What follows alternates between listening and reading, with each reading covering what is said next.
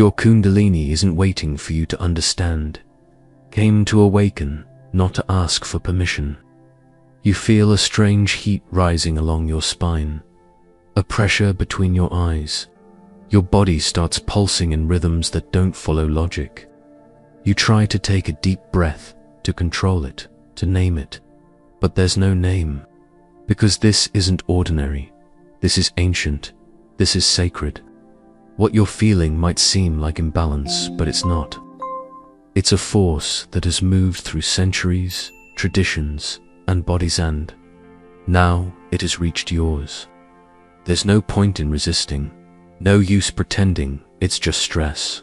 Your energy field has started to respond. And once that happens, nothing stays the same. This energy isn't rising to break you, but to rebuild you. Thoth called it the inner fire of ascension. The ancients understood. Today, science is starting to suspect. But your body already knows. You are being activated. And the world you once knew won't follow you on this journey. Kundalini is real. It's not symbolic. It's not a metaphor. It lives, and when it awakens, it brings up everything you've tried to forget. Anxiety, insomnia, mental fog, emotional overwhelm. They're not flaws. They're symptoms of rebirth. You're shedding your old skin, shifting your frequency. But without the right knowledge, this awakening can turn into chaos. In this video, you'll understand what's really happening to you, why Kundalini is moving, and what to do when it begins. You're not alone, but you need to learn how to guide this force before it consumes you. Stay aware, because from this moment on, every second reveals a hidden code within you, and your body is asking to be deciphered. Now, inside you, there is a dormant power that wasn't meant to be memorized from books. It is felt, it is lived, it is experienced through the body. The ancients called it the serpent, not because it was dangerous, but because it moves in spirals, silent and deadly to everything that's false. This power has a name, Kundalini, but the name means little if you don't know what to do when it begins to rise. What truly matters is that it is alive, and Thoth, the master of time and consciousness, understood this better than anyone. He didn't treat ascension as a random miracle, but as a process, an energetic map that, when activated correctly, turned an ordinary being into a divine channel. According to him, Kundalini is the code of creation, dormant within your own inner temple, and the body only becomes a temple when it is clean, aware, and vibrating in coherence. That's why thousands of people feel the energy move, but collapse instead of rising. Because without preparation, the fire meant to illuminate burns. But with the right key, this energy becomes the greatest catalyst for transformation in your life. It reprograms your energy field, purifies your emotional centers, and unlocks forgotten neural pathways. It awakens the pineal gland, activates the pituitary gland, and harmonizes parts of you that you didn't even know were in conflict. You don't need to force it, you need to align. And that's exactly what the ancients knew but modern life has forgotten. Thoth left clues. Subtle marks in Egypt, in the symbols, in the words. And when you truly understand what they mean, everything changes. Chaos gains purpose. Pain reveals function. Energy finds direction. This video is more than an explanation. It's a map of vibrational transmutation. And by the end of it, if you're ready, you won't be the same consciousness that pressed play. Long before modern schools of spirituality, long before science mapped the spinal cord and the pineal gland, there were records. Records not written on paper, but in stone, symbols, and silence. The emerald tablets, attributed to Thoth, speak of a fire that rises along the axis of the being. A fire that transmutes density into light, chaos into order, the human into the divine. This fire was the foundation of initiation rituals in the Egyptian temples, not as a metaphor, but as a real experience. In sacred iconography, the uraeus serpent placed on the foreheads of the pharaohs was not an ornament. It was a sign that this being had awakened, that the serpent energy had risen consciously and opened the inner eye. Thoth, master of sacred geometry and the language of the unseen, knew that everything begins with frequency. Nothing changes in matter before it changes in the field. And the serpent was the visible expression of that inner shift. In Hermetic philosophy, the entire universe is vibration. And true transformation doesn't come from force, but from raising the vibrational pattern. That's why Thoth didn't teach people to awaken the Kundalini by force. He taught them to become worthy of its rise, to become a field fit for that energy. This principle appears in distant cultures as well. In India, with the Susemna and the chakras. In Tibet, with the central channel and the inner fire. In Taoism, with the serpent that coils and rises to the heavens. They were all speaking of the same thing with different names, all pointing to the same path, the path of inner ascension, and all gave the same warning. If you're not ready, this force will break you before it lifts you. That's why the journey begins with a calling, but it only blossoms with alignment. Thoth knew this. And that's why he left symbols carved in every stone, waiting for someone to read them with the body, not with the eyes. That is what you are about to decode. Modern science has always searched for answers outside the body, but something changed when it began to explore what happens within. Rick Strassman discovered that the pineal gland, a tiny structure at the center of the brain, produces DMT, a substance linked to spiritual visions and mystical states. Joe Dispenza mapped how meditation alters electrical patterns in the brain and heart, activating regions tied to subjective awareness. Bruce Lipton proved that emotions are not just reactions, they actively shape cellular function in real time. These discoveries do not create a new path, they confirm an ancient one. Thoth already said it. Everything is vibration, and the body is the instrument that translates this vibration into reality. When you breathe with presence, when you quiet the mental noise, when you activate the spiral of internal focus, something happens. The field shifts, the spine responds. The mind reorganizes in a different rhythm. Science calls this neuroplasticity, cardiac coherence, stimulation of the autonomic nervous system. Hermeticism calls it vibrational elevation. The serpent of Kundalini is this internal movement that rises, realigns, awakens. It travels through the spinal axis, activates higher glands, and alters the electromagnetic field you emit. And that field is exactly what attracts, repels, and manifests everything around you. That's why the energy of ascension is not just spiritual, it is biological, electrical, measurable. But without awareness, it becomes distortion. With awareness, it becomes a bridge to a new state of being. And that bridge has already begun to build itself within you. Kundalini energy does not need to be forced. It needs space, direction, and permission to move. That's why Thoth never taught aggressive techniques. He taught vibrational preparation. Below is the first stage of your alignment process with this ascension code. Step 1. Purify the inner temple. Your body is the channel for the energy. But if it's congested, the serpent doesn't rise, it disperses. Cleansing begins with subtle habits, regular sleep, living foods, digital silence, and structured water. It's not about perfection, it's about vibrational coherence. The less external noise, the more the inner field organizes. This cleansing reduces electromagnetic interference and create space for the energy to move with intelligence. Step 2. Reprogram the emotional field.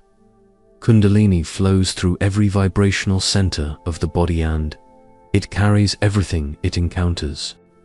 If the throat chakra is blocked, it triggers memories of being silenced.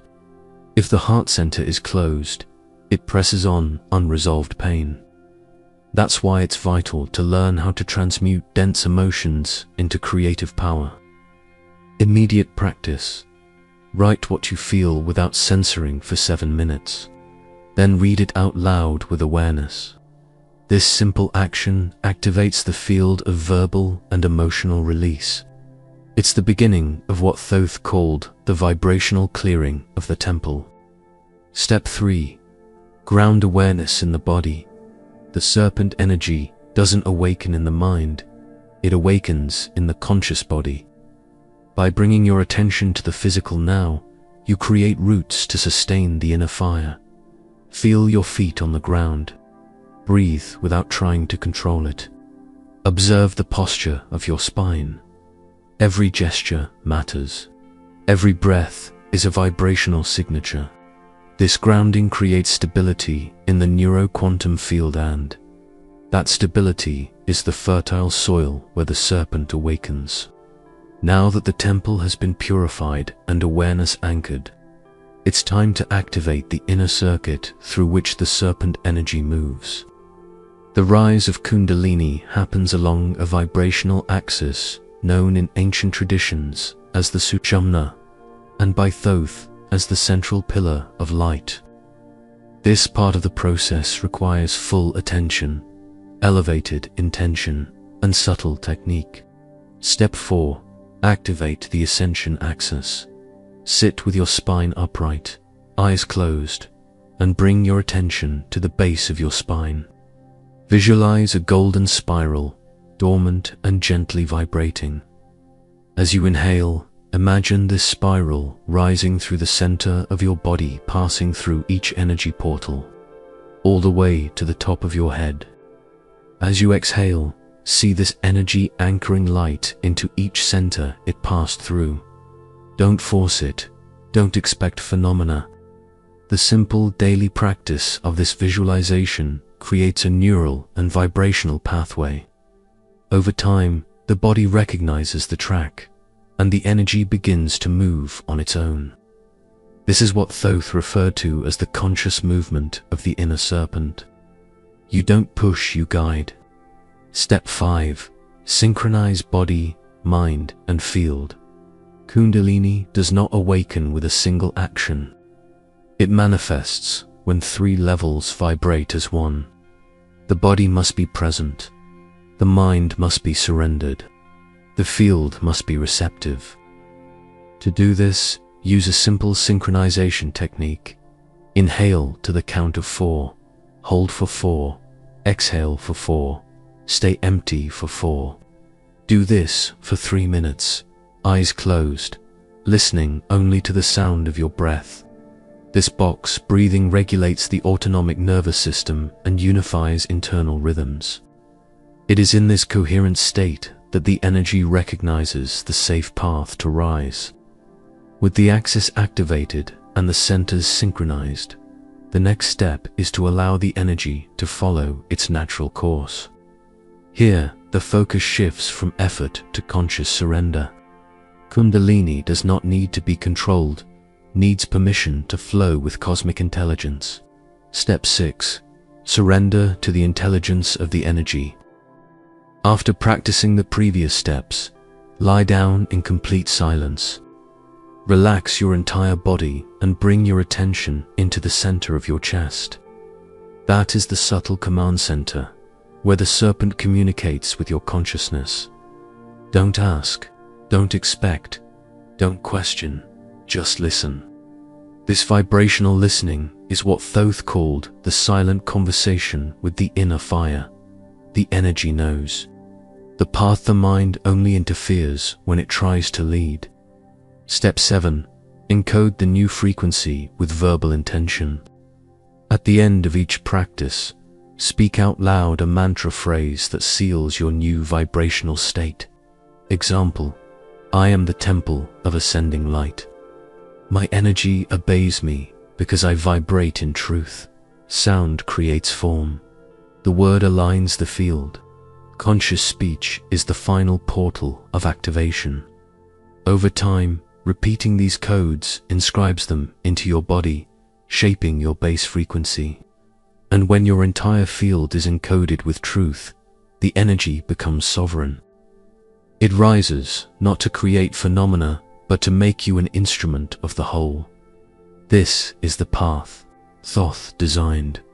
Alignment before ascension, frequency before form, presence before power.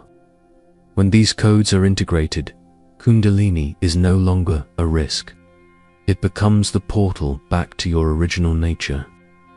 William had always carried a sensitivity that made him feel different. He was the kind of person who sensed the atmosphere before even entering a room. For years, that sensitivity felt like a burden. Constant anxiety, recurring insomnia, a feeling of being outside his own body. Doctors called it stress. Therapists labeled it emotional hyperactivity. But no technique seemed to work. Until, during a silent retreat, something unexpected happened. On the fourth day, while meditating, he felt a sudden warmth rise from the base of his spine to the top of his head. He thought he was having a breakdown. His heart raced. His hands were sweating. But instead of running, he stayed. He remained with his breath, as if something inside him was guiding the process.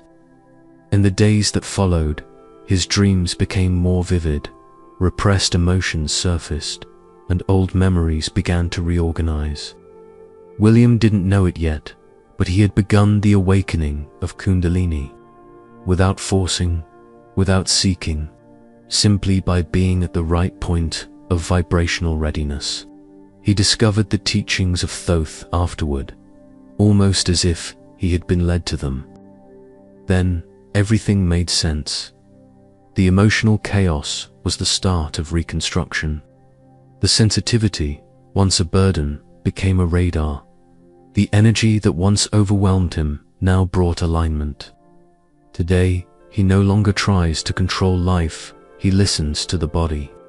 And the body, in silence, tells him when the serpent is ready to rise. William understood what so many ignore. Awakening is not about escaping pain. It's about moving through it with awareness until the pain reveals its purpose. Because the fire of Kundalini doesn't burn to destroy. It burns to bring rebirth. The greatest mistake people make when beginning the Kundalini awakening is trying to rush something that can only happen through vibrational worthiness. The anxiety for quick results leads many to force practices, intensify meditations, or mimic methods without understanding what they're activating. The result: emotional breakdowns, identity crises, chronic insomnia, mental fog.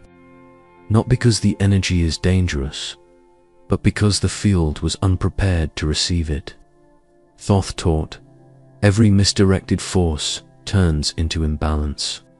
That's why the solution is not in doing more, it's in doing with awareness. The serpent doesn't rise through speed, it rises through precision, and that precision is born of stability. If you feel you're moving too fast, stop, return to center, box breathing, awareness in the feet, inner silence. This isn't stepping back, it's aligning. Every time you return to the body, you return to the correct code. The archetype of the serpent represents silent wisdom, not explosive energy. And if it rises in the middle of chaos, it's because you haven't yet heard what you needed to hear in the silence. Remember, true awakening isn't measured by what you feel, but by what you can hold without losing your presence. Energy responds to frequency, not to urgency. Transmute urgency into presence, and the path will open. You are not broken. You are being rebuilt by an intelligence that knows the way better than you do. What felt like discomfort was simply the energy clearing the excess. What seemed like chaos was the beginning of a new vibrational order. Kundalini doesn't awaken to impress you. It awakens to align you. And when you understand this, everything changes. You stop resisting. You stop running. You begin to listen, to feel, to hold steady. The fire that once frightened you becomes a compass. The serpent you once feared reveals itself as an ally. This process is not a technique, it's a passage. And it requires presence, surrender, rhythm, and truth. There's no point in memorizing concepts if you're not feeling what your body is asking for.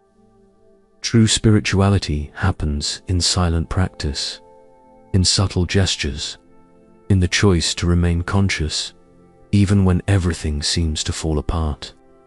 And that's when transformation becomes real, when theory turns into frequency, when knowledge becomes behavior, when the energy moving through you stops being a mystery and becomes a language.